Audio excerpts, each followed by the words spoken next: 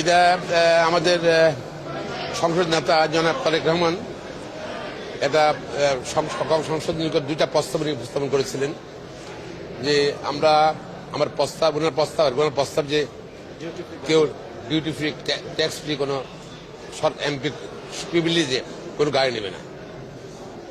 এটা সবাই একমত হলো, সিদ্ধান্ত হলো যে ট্যাক্স ফ্রি কোনো গাড়ি নেবে না।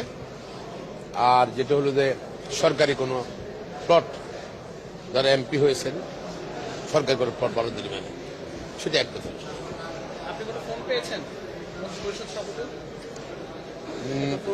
আমরা শুনতে পেরেছি যে আইনমন্ত্রী হিসেবে এইটা বলতে পারছি না। দীর্ঘ 20 বছর পরে আবারও সংসদে আসছে, এই যে এবারের বিশেষত্বটা কি সেটা যদি আমার ব্যক্তিগত অভিজ্ঞতা হলো যে 2008 সালে যে সময় সারা বাংলাদেশ নির্বাচন হয়ে গেল, সেখানে নুর ইসলাম সাহেব বলে নোয়াখালী এক উনি প্রার্থী মারা গিয়েছেন। নির্বাচনটা 12ই জানুয়ারি হয়েছিল। তো সেই সময় অলরেডি আওয়ামী লীগ সরকার গঠন করে ফেলছে। 6 জানুয়ারি 2009 সালে শেখ হাসিনা প্রধানমন্ত্রী হয়ে গেছে। 12 জানুয়ারি মানুষ কিন্তু ভোট দিয়েছিল আমাকে জেনে শুনে যে আমি বিরোধী দলে এমপি হব। এবার ধরেন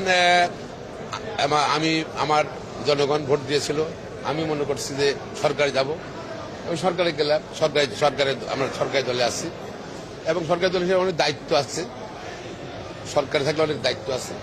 দেশে অনেকগুলো প্রাথমিক যে কাজগুলো আছে, যেটা হলো যে দেশের রাজনৈতিক স্থিরতা থেকে এটাকে স্থিরতা আনতে হবে, জাতীয় ঐক্য সৃষ্টি করতে হবে।